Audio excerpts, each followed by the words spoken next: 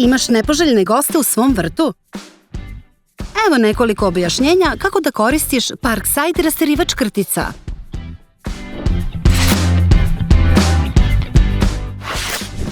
Najbolje je postaviti više uređaja u nizu.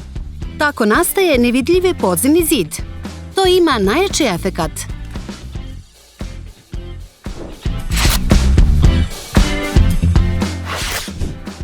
Krtice i voluharice frekvencije uznemiravaju i plaše. Tada nisu aktivne samo noću, već i danju. To u početku dovodi do dodatnih umki. Ali čak iako se isprva pojavi više tragova, uređaj ispunjava svoju svrhu.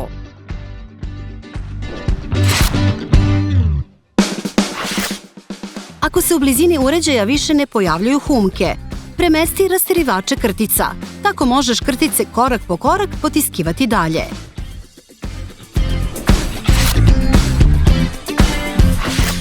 Imaj na umu, krtice i voluharice ne odlaze odmah. Potrebno je nekoliko nedelja da životinje budu u potpunosti oterane.